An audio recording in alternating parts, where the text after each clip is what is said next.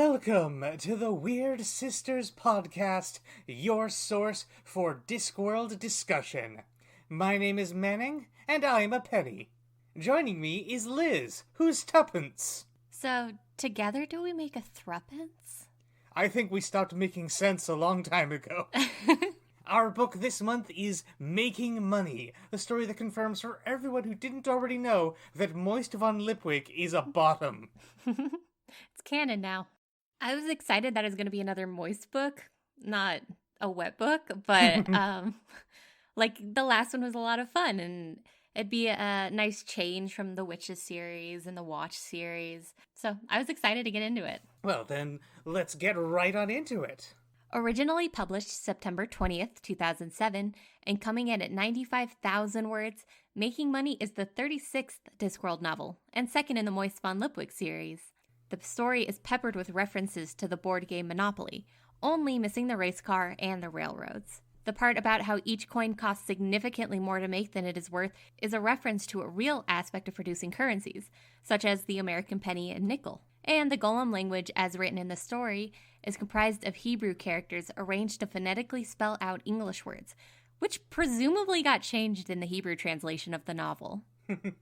When Making Money was first published in the UK, the hardcover edition came with one of two bonuses depending on where you purchased it. At Borders, you could get a novelty checkbook, while Waterstones included a couple of Ankh-Morpork banknotes. The audiobook, read by Stephen Briggs, lasts 11 hours, with an abridged version read by Tony Robinson lasting 4 hours and 45 minutes. Briggs also adapted the story for the stage, and at the time of recording, the most recent production was in 2021 by Brisbane Arts Theatre. The book was a runner-up for the 2009 Nebula Award, and it won the 2008 Locus Award. The story begins with the aftermath of a negotiation between Adora Bell Deerheart and the Low King of Dwarves. Adora is the human face of the Golem Trust, an organization of golems who use the wages of their labor to purchase other golems out of propertydom. Why she is here, renting a large section of land, is not yet revealed to the reader, although the lawyer involved in the proceedings does point out that she can't take anything out of the ground without paying a tax to the Low King. Forgive me a weird comparison, this reminds me a lot of the plot from the movie Quantum of Solace, which was released almost exactly 13 months after this book's publication. In that story, the bad guys purchase a section of land despite being advised that there's no oil there, and it's revealed that they are actually purchasing control of the country's water supply. What's happening here is not really the same, but it's not that different either. Yeah, there's enough similarities for it to be a little, a little confounding. Probably drawing from the same, source material, right? The same, world events and things. Yeah, that would make a lot of sense. Far away from Adora, which is a source of frustration for him, we join Moist von Lipwig. Currently, he is climbing up the exterior of the post office, keeping in practice from his former life as a notorious criminal. The City Watch spot Moist's attempted break-in and try to corner him, but he manages to outwit them with careful use of misdirection, primarily by breaking into his own apartment in the building.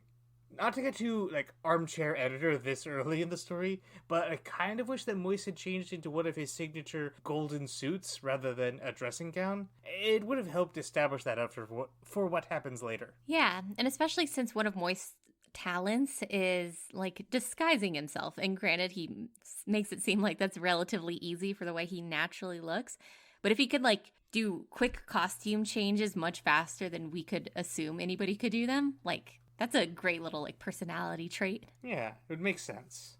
So, at breakfast, Moist is reading a newspaper article about a master stamp forger being sentenced to execution, when a number of goons arrive to inform the postmaster that he has an urgent appointment with the ruler of the city, Lord Vetinari. So, just hired goons? The patrician congratulates Moist on how the post office has become magnificently efficient and a boon to the city, effective enough that Moist might be getting bored and entertaining himself by breaking and entering, among other risky pastimes. Who among us doesn't eventually pick up a B&E habit? Apparently, one of Moist's dangerous hobbies is extreme sneezing, which got brought up a couple times and we never get to see. Although I Yeah, kind of don't want to. I don't know. I think I need my curiosity satiated on that one.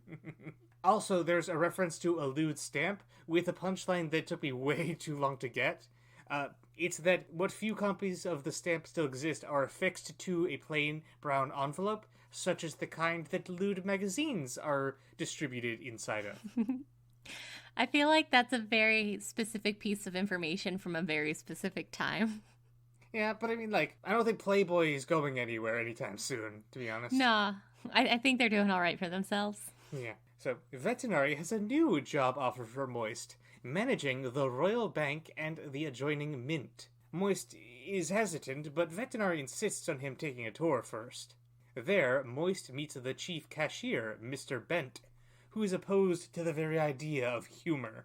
Assisting him is the senior clerk, Miss Drapes, who Moist quickly realizes has a crush on her boss. This bit is a great example of how well Veterinary knows people, since he's like, okay, yeah, you're saying you're not interested, but just come and I promise you, like, your interest will be piqued at least. Eventually, Moist is taken upstairs to meet Topsy Lavish, née Turvey, the chairman of the bank. She's an ornery old woman who immediately identifies Moist as a swindler and scoundrel, and just as quickly decides that she likes him. After introducing Moist to her dog, Mr. Fusspot, she tells him about the family she married into. The Lavishes are the primary shareholders of the Royal Bank, and are almost exclusively vicious, greedy, conniving, and cruel. Topsy has been staying alive largely to spite them and to ensure the welfare of her nephew. Yeah, I think it's a lot easier to like a criminal when you're able to spot them a mile away. Yeah, and also when you recognize that they're not, like, actually that bad of a person. Yeah, the Lavishes, on the other hand, are, like, actively trying to steal her money and maybe her life. So that nephew mentioned earlier, Hubert, lives in the cellar of the Royal Bank, and the description of his appearance paints him as the love child of Dr. Bunsen, Honeydew, and Beaker.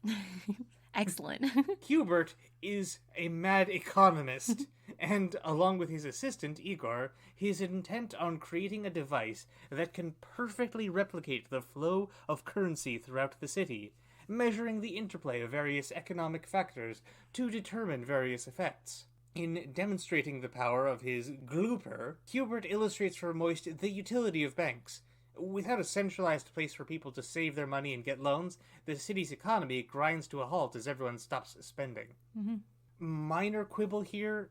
Later on, Moist looks up the Lavish family history in a book. This is the tiniest continuity gripe I've ever pointed out. But throughout the series, the definitive text about the important people of Ankh-Morpork Park has been Twerp's Peerage, which is a reference to the real-life book of English nobility, Burke's Peerage. Twerp and Burke are both slang. Now, however, Moist looks up the Lavishes in the book Who's Whom. Now, there's no rule saying that Discworld can only use the same small number of, like, world-building elements. But I feel like there was a missed opportunity to make, like, a joke about some comparison between the two books. Mm-hmm. Yeah, especially because, like, okay, we have the old version of this book, the Twerp's Peerage.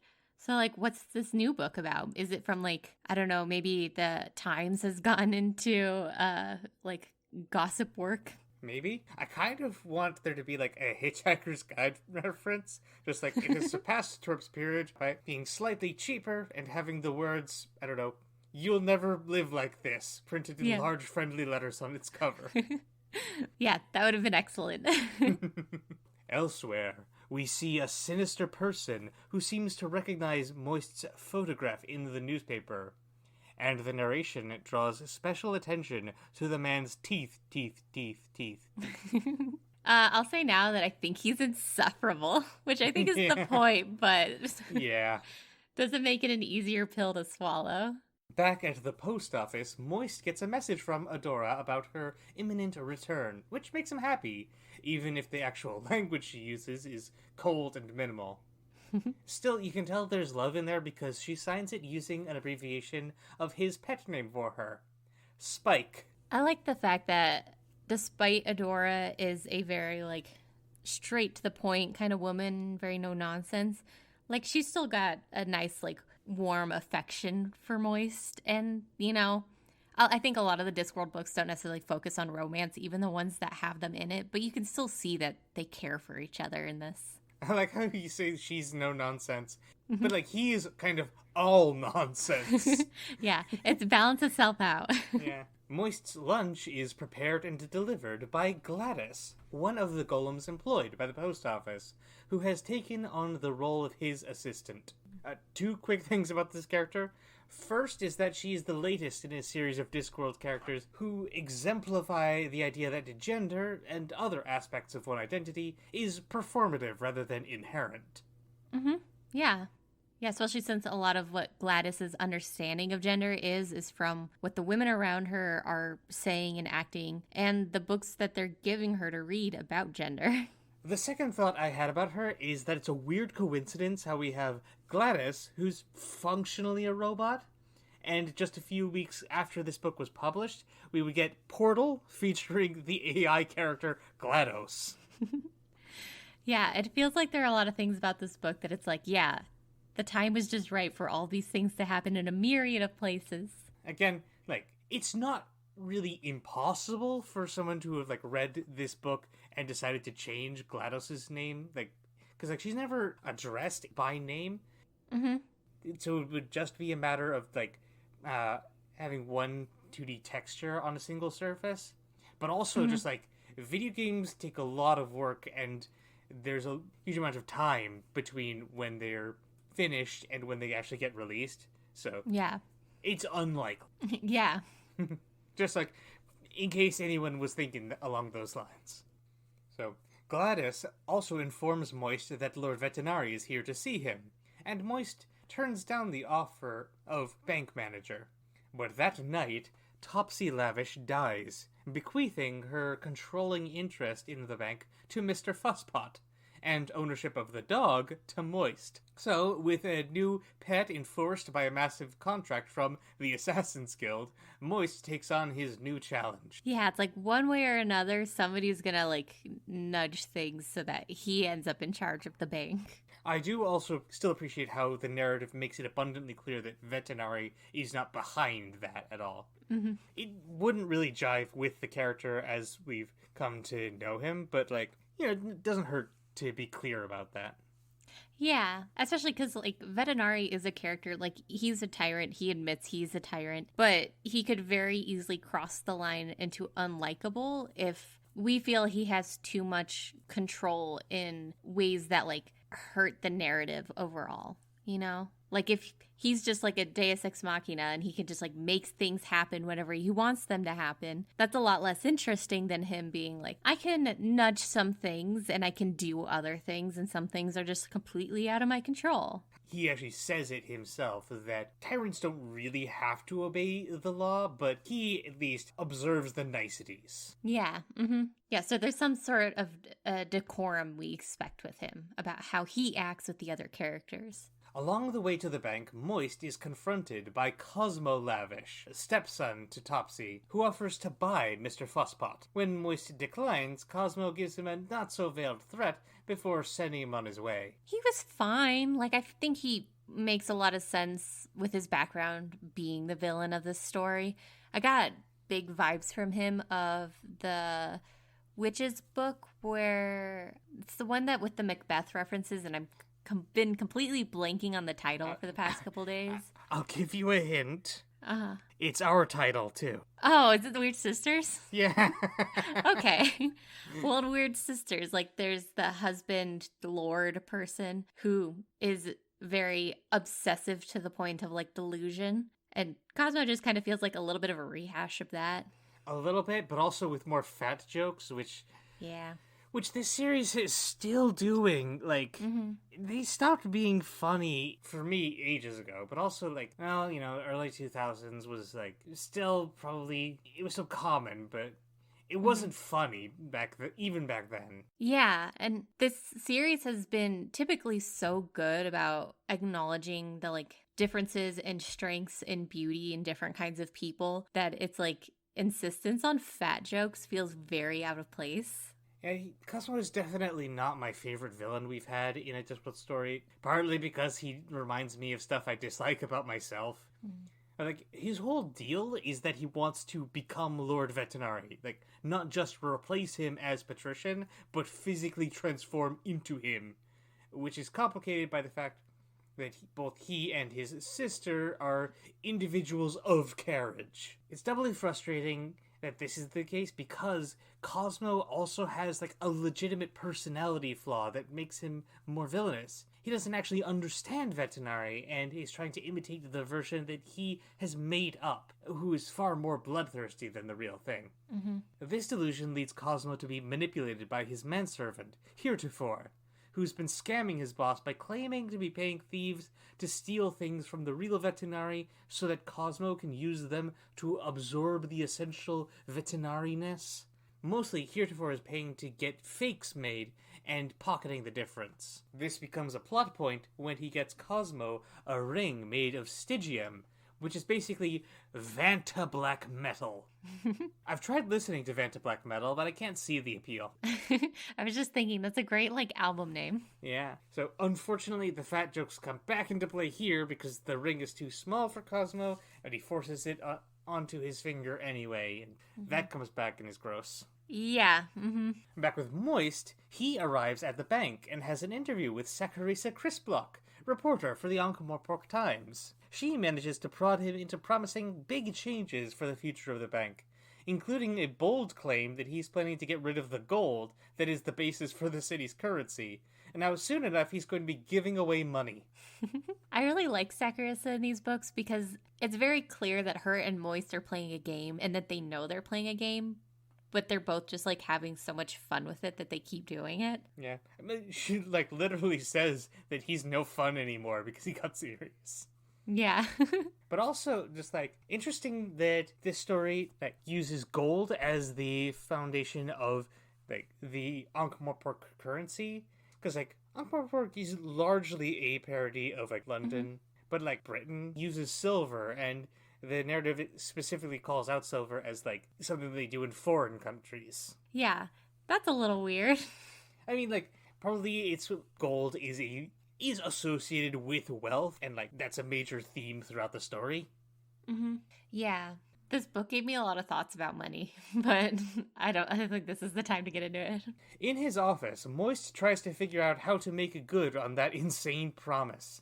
Mm-hmm. Looking at the note he got from Cosmo, he comes up with the idea of replacing the standard Ankh-Morpork dollar coin with paper money. He designs a couple of prototype bills and takes them for testing out into a poorer commercial district, where the merchants are initially suspicious. Of course, as postmaster, Moist inadvertently made stamp collecting into a huge trend, and so people are eager to see how he turns this into another big craze. They eventually decide that paper money is probably as good as what they're used to, but Moist is unable to persuade them that it retains value regardless of the gold in the bank vault.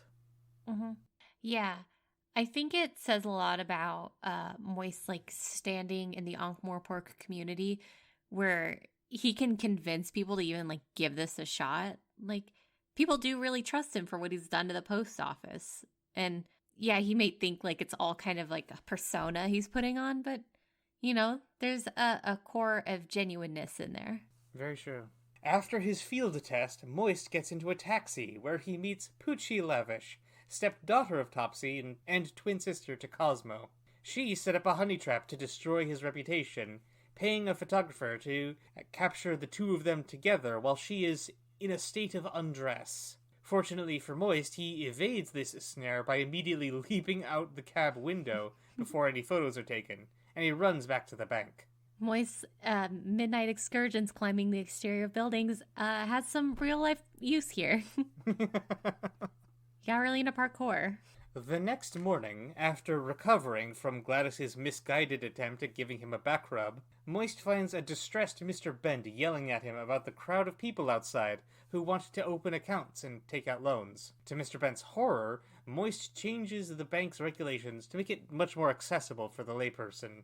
We do get a couple characters that we haven't seen in a while, namely Harry King, who's like basically the man running the sewer system, as well as Cut Me Own Throat Dibbler, who wants to basically open up a chain of restaurants. So that's a thing. Yeah, it's fun to see these characters just pop in for little tidbits of things that, like, actually would be meaningful to them. While Moist is working the crowd, Poochie returns and calls out the prototype dollar bills as fake money, asking if anyone here would actually give her $1 in exchange for this piece of paper. The crowd immediately starts bidding on the bill, offering as much as $30 for what they suspect will be a collector's item. Out of frustration over not getting her way, Poochie destroys it, only for Moist to start auctioning off another such bill. Mm-hmm. You know what's funny? Maybe I just missed something, but paper money was introduced as a thing in the Agatian Empire back in interesting times. Oh. Yeah. Wow, I'd, like, completely forgotten about that.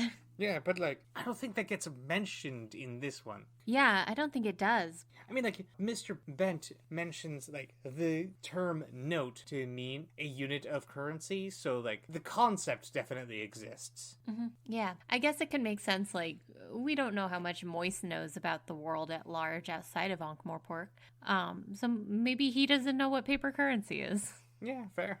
By consulting with his go-to printing company, Moist learns that he needs a real artist to turn his initial sketches into something both memorable and difficult to counterfeit. But the best person for the job is Owlswick Jenkins, the stamp forger currently on death row. So Moist stages a jailbreak, and after a brief interlude where Owlswick runs away and does the Dirty Harry bit with a tube of paint, Moist brings him to live with Hubert in the bank cellar. I'm glad that this is what happens with Owlswick, because he gets mentioned earlier in the book, and it just feels so tragic, and it's like, I'm glad that that's not actually how his story ended.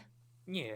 I will say, I'm not really a fan of the whole trope of neurodivergent artists getting their skill from emotional turmoil, which we see being uncritically represented in the scene where Igor transplants Owlswick's issues into a turnip.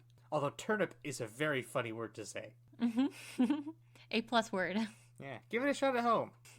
But yeah, I think that's a bit like a tired thing to do. And it feels, especially since that is a trope that is being done by artists almost always, it feels weird to continue to perpetuate this thing that is ultimately kind of destructive to your art. Yeah. At least it is for me. Yeah.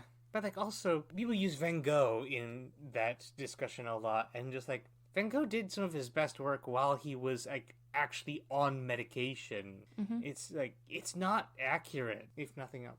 Yeah.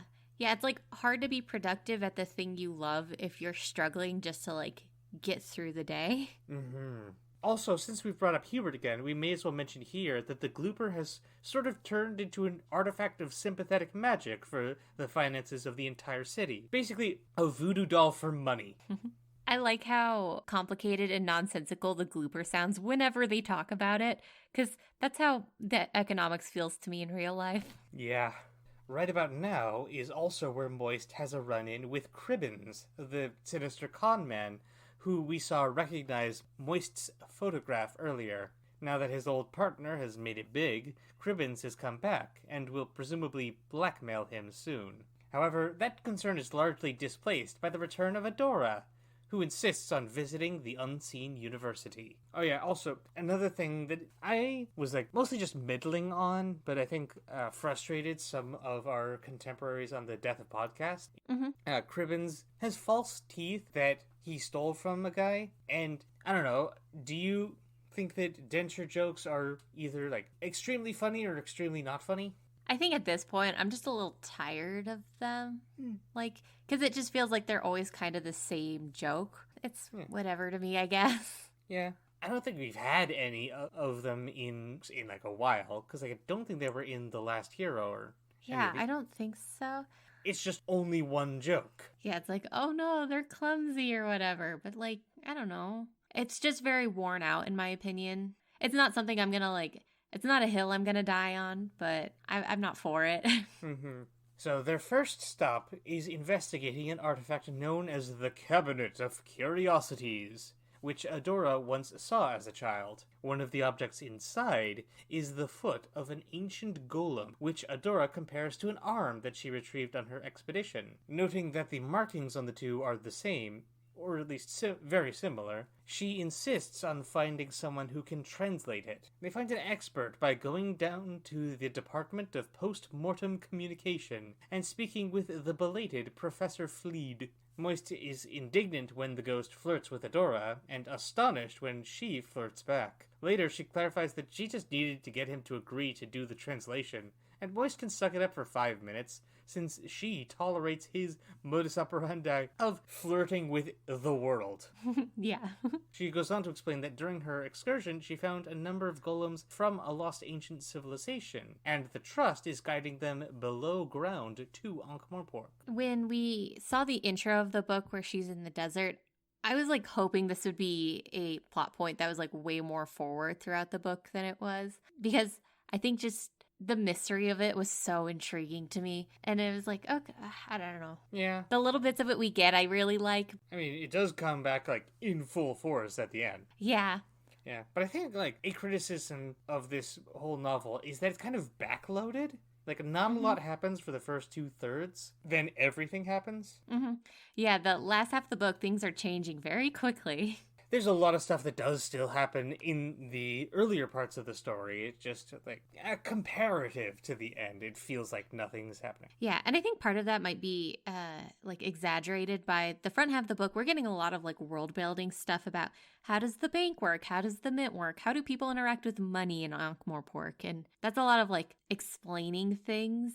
And it's done much more interesting than being like, here's how this thing is handled in very explicit, like non-conversational tones. But things aren't necessarily changing when all of that is going on. Also, just like during that, like the first half of the story, we get several extended bits with Heretofore, who just sort of drops out of the narrative like halfway through. Yeah, I was definitely expecting him to be part of the climax in some significant way, and that just did not happen. While that's going on, it seems that the stress of all the recent changes have been taking their toll on Mr. Bent, who, for the first time, makes a mistake with the accounting. Gasp. This causes him to spiral into a nervous breakdown, and he flees. Since Mr. Bent had the keys to the majority of the bank facilities, including the vault, Moist and Adora search for a spare set. Investigating the chairman's office, they stumble across the late Mr. Lavish's sex dungeon, which also contains several journals and the other keys they need. Mr. Bent is a character that I really disliked at the start of the book that I actually kind of end up coming around to like by the end, at least having some sympathy for him. Definitely, yeah. He starts out just sort of stuffy and resistant to change, but then it's revealed that there's more going on with him. Yeah. I also do like Miss Drapes. I have a soft spot for yearning. It's part of my culture. And like, she's not in the book a lot, but I think the moments she's in, we get a very clear understanding of like who she is and how she interacts with the world and what she wants. She wants to get bent. Oh no. Anyway, so with Mr. Bent still missing, Moist soon realizes that the cashier's reverence towards gold led him to hide in the vault. With Gladys's help, he and Adora break in and rescue him, although their actions do draw the attention of the City Watch, which is kind of understandable. Yeah. Their subsequent investigation reveals that all the gold in the vault is gone, replaced with gold-plated lead, and Moist is placed under informal house arrest. After more discussion with Hubert and an Uberwaldian beverage from Igor, Moist comes up with a plan. Improvise. That seems to be his one and only plan. Yes. You know how I said that Moist is a bottom? If every interaction he has with Adora doesn't prove it, the drink, called Splunt, makes him start verbally key smashing. I can understand why it's illegal in Uberwald now. Yeah. The next morning, as Cosmo Lavish and a battalion of lawyers arrive at the bank, Moist steps out to greet him. Cosmo reveals to Moist that he's met with Cribbins and learned about Moist's history, which could be very dangerous. However, the confrontation is interrupted by the arrival of Professor Fleed, who made an important discovery in his translation. The legend about these golems uses the word for golden, but in this specific context, it actually means 1,000. No sooner has this been revealed than all 4,000 golems arrive in the city, where they stand still awaiting orders, Although nothing that the citizens seem to say registers with them. Mm-hmm. Yeah, these golems feel so much more like mystical and terrifying than the golems that we see in Ankh-Morpork do. Just because like their scale and their detail and their history and how they like interact with the world. They feel very strange. They are, in many ways, less human, right? Because the golems that we've met so far have been just sort of rough clay, like, snowmen almost. Mm-hmm. But these are just, like, pristine, like, sculptures. So they probably dive right into the uncanny valley. Yeah, like, I don't know. They're just such a great thing. Like, if there was a adaptation of this, like a movie or TV show adaptation of this would be the part I would be most looking forward to, just to, like, see how other people interpret them. Yeah, I could see that. I would personally want to see the Glooper in action. In the subsequent meeting about what to do with the golems, Adora tells Vetinari and the other civic leaders that it's not really possible to free these golems the way they do for more modern ones. And Hubert arrives to explain that actually putting them to work would utterly destroy the labor economy of the city and ultimately lead to economic ruin. Why they can't simply use the golems as a source of basic labor and transition to a post-scarcity communist utopia is presumably obvious. Yeah, Moist ends up taking some of the horse golems to use for the post office, which makes a lot of sense because they can work without needing food or rest like actual horses do. Like, there are jobs where, people either don't want to do them or it's really hard for them to do it. And golems are a perfect thing for that. But whatever. Moist starts thinking back to the legends of some of these golems, specifically that they were commanded by a priest dressed in gold. So donning his own gold suit, Moist gets Professor Flea to translate a few basic commands for him, in return promising to have the ghost reverse exorcised into a strip club. I don't think Moist got permission to do that. No. I think he's more of an ask for forgiveness kind of person. Yes, we see that later. With his new knowledge, Moist takes command of the Golem army and has them bury themselves in a wasteland just outside the city. He reveals to everyone else his new plan. Instead of gold, the value of Ankh-Morpork's currency will now be based on the value of these golems. That way nobody gets put out of a job, and they also aren't used as an army with which to conquer the world. Yeah, it feels like an answer that makes sense considering the situation. Yeah, it's like it fits a lot with the plot elements that have been established so far. Just like, I personally don't think that capitalism is worth sustaining this hard. Yeah, I think this ultimately feels a little lackluster, even though it does make a lot of sense. It's well executed. Mm-hmm. Maybe a little rushed. Yeah, like, a lot happens in the last half of the book. Yeah. These scenes are, like, all back to back, and there's, like, no chance to breathe. Mm-hmm. The golems resolved, there's still the matter of the gold. As Vetinari has Moist arrested, Cosmo Lavish instructs his assassin, Cranberry, to kill Mr. Bent. We see Mr. Bent in his apartment, being cared for by Miss Drapes. When he wakes up, he gets something out of his closet that seems to petrify both Miss Drapes and Cranberry.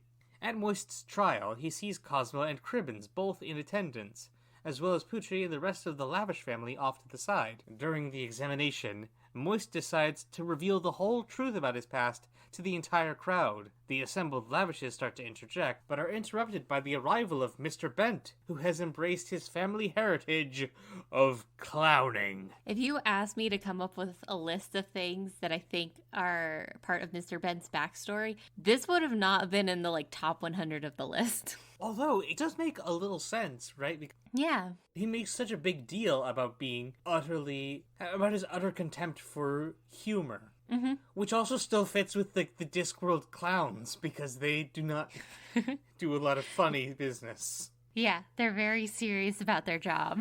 In hindsight, makes total sense. Just would not have been anywhere, like, it was nowhere in my brain leading up to this. So I did remember that there was a thing going on with him, but, like, when I was rereading this book for the podcast, I didn't remember what it was. I kind of thought that he was going to turn out to be a golem. That would have been a good plot twist. I'm not sure how it'll work, but yeah.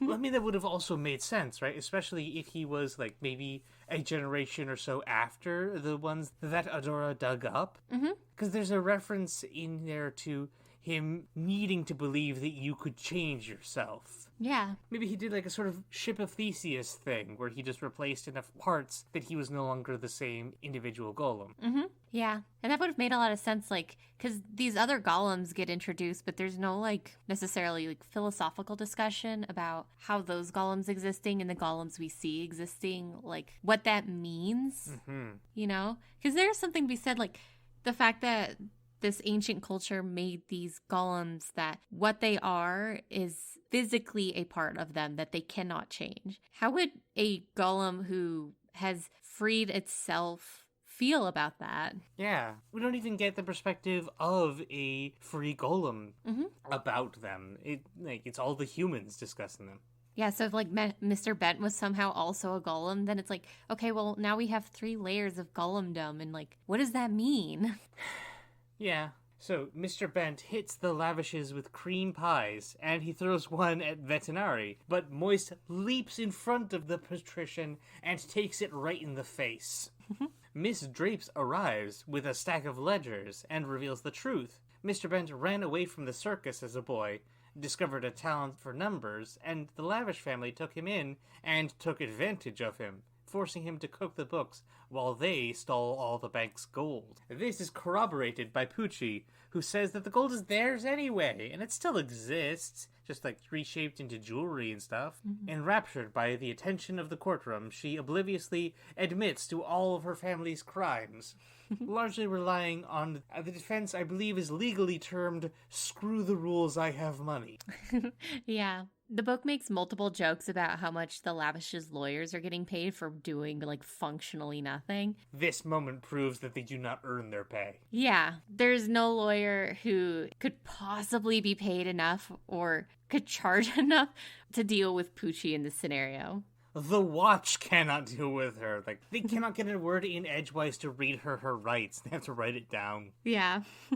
Meanwhile, Cosmo's outrage has exacerbated the gangrene in his finger, and he becomes lost in his delusion of being Lord Vetinari. Upon realizing what is happening, Moist guides Cosmo outside and removes his glove, letting the sunlight superheat the Stygium ring, and both amputate and cauterize the affected digit. It was real gross. I don't think the finger is described in much detail, but, like, everything we get is nauseating. Yeah, like, it's real gruesome for not describing things super explicitly. With the Lavish family ruined, Vetinari adopts Mr. Fusspot, while Moist returns to work at the bank, and Adora promises to keep him on a tighter leash. Cribbins tries to extort Moist for the money that Cosmo promised him, but he's killed by his own dentures. As for Cosmo, he wakes up in the Lord Vetinari wing of the mental hospital, among all the people who believe themselves to be the patrician, a place where he as the real Vetinari can safely recover from injury. Alright, so that was Making Money. What did you think? This is not one of my favorite Discworld books. Like, it's fine, but I don't know. I didn't love it. Fair enough. I did enjoy it, but, like, it does drag early on, and, like, so much happens at the middle. It would have been probably nice to space things out, or, like, structure things a little bit more cleanly. Yeah. And it's like, I don't even necessarily have any specific notes about what I don't like about it. Like, I think things feel a little disjointed at times. But otherwise, like, I don't have any, like, super specific explicit complaints. I don't know. It just doesn't do it for me. Some discussion points. We get more insight into Lord Vetinari than I think we have in any other single book. Although I feel like I've said that about, like, at least one other story. Certainly he has more fun than he's had since probably Jingo, especially in the Blind Letter Office.